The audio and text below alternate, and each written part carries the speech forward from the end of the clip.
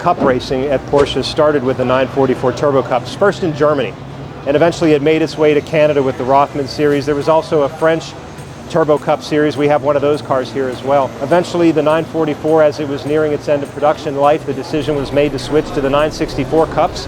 And of course that's led us to where we are today, where we have Carrera Cups all around the world. And of course the 911 GT3 and the Cup cars have become the best-selling race car of all time.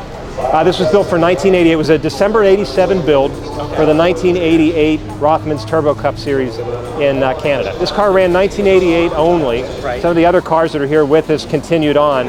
This car only did about 4 races, and it was usually more of a backmarker car, which I think is one of the reasons why it managed to survive. It wasn't up front with Scott Goodyear knocking around. Initially, the Turbo Cup cars were the same engine that were in the street cars, 220 horsepower.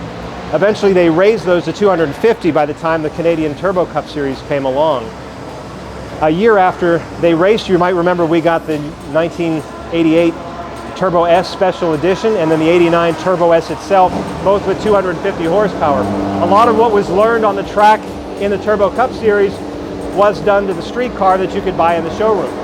But as for the rules at the time, they ran passenger seats, probably trying to keep it as stock as possible. I mean, again, the whole idea of showroom stock racing is to promote what you sell, right? Win on Sunday, sell on Monday. The biggest differences between the 944 Turbo Cup and the car that you could buy in the showroom and drive on the street really has to do with weight savings and safety. In modern vintage racing, if you will, we put a modern Recaro seat with a halo in there, the Momo steering wheel. In quick release, everything is new and updated. The same thing with the harnesses. The racing harnesses are all brand new.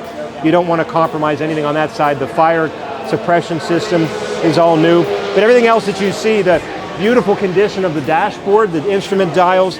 I mean, you know most of the older 944s that have been left outside, how quickly the dashboard's kind of under the sun, especially here in Florida.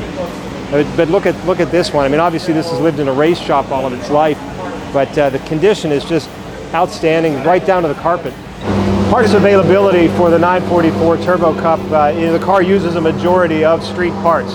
And so we do have the availability of Porsche Classic genuine parts that can be pulled from for the items that need to be replaced.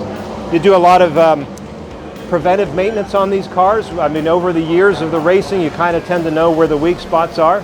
And the guys at DAS Sport Classic and DAS Sport Roll Bars, they do a wonderful job of staying ahead of that, preparing the cars so that we can come to Daytona and run like this. So far, again, knock on wood, trouble-free. No doubt. As a child of the 80s, graduated high school in 1988, the year this car was racing, it's a thrill to own something like this. I mean, I thought I would never have the opportunity to own a factory-built racing car. I mean, I'd obviously love to have a 962, but for a tenth of that, you could still have a little piece of that. I love the fact that it's attainable to go out here and drive them. I mean, that's the other factor.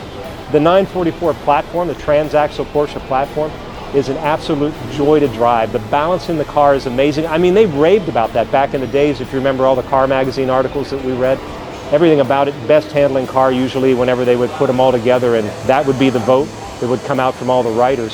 So that maintains to be true today. Take it out here on a track like Daytona with modern rubber. I mean, it is just an amazing machine. There's the matter of that single turbo. Once you get through the lag, you know, you got to kind of keep the boost up. When that comes on song, it's got some wonderful pull. I think the 944 Turbo Cup is a great way to get into vintage racing. I mean, this is an authentic factory-built racing car. Now, of course, you could take a 944 and you could build it into something like this if you wanted to. So from my perspective, it's a very attainable way to get into vintage racing.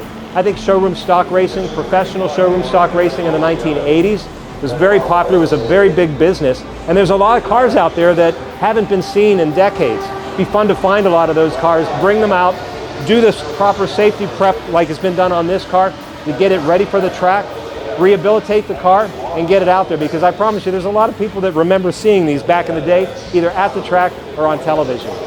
Support brands that support classic motorsports. Get your chemical solutions from CRC Industries. Visit crcindustries.com to learn more.